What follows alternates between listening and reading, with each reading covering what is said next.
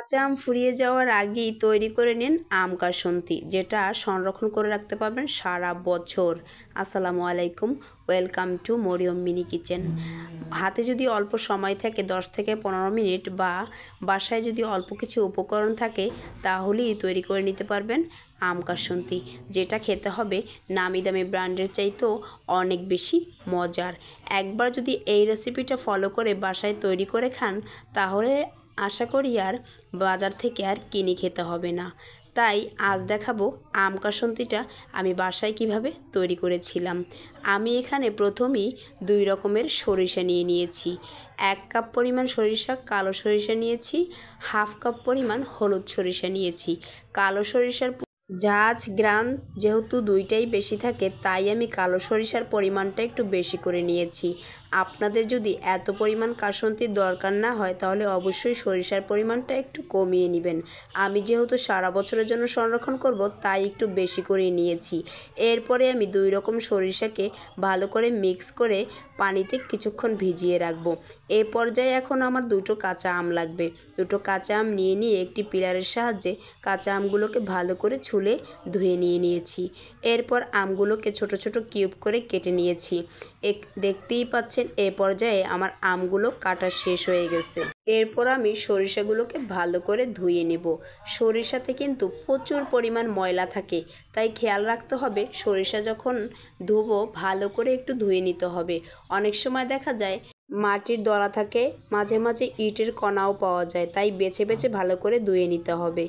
এ পর্যায়ে আমার ধোয়া শেষ। তারপরে একটি ব্লেন্ডারের জাগে আমি সরিষাগুলোকে দিয়ে দিলাম, কাটা আমগুলোকে দিলাম, 1 চামচ পরিমাণ লবণ দিলাম, কিছুটা আদা দিলাম, 5-6টা পরিমাণ কাঁচামরিচ দিলাম।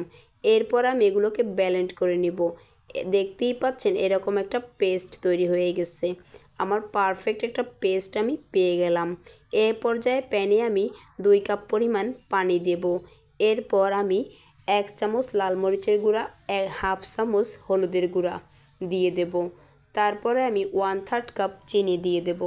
এরপর ভালো করে একটু নাড়াচাড়া করব।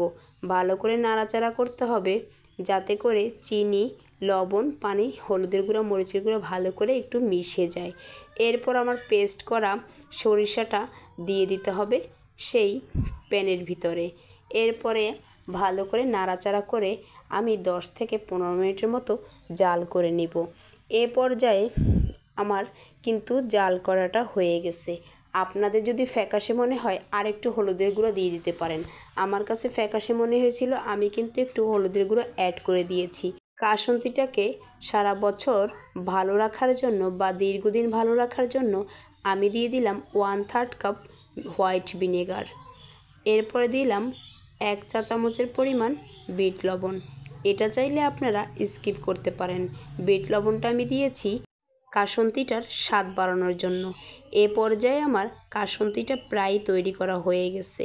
এরপর আমি 1/3 কাপ আমি সরিষার তেল দিয়ে দিলাম। এখানে মনে রাখবেন অবশ্যই সরিষার তেলটাই দিতে হবে।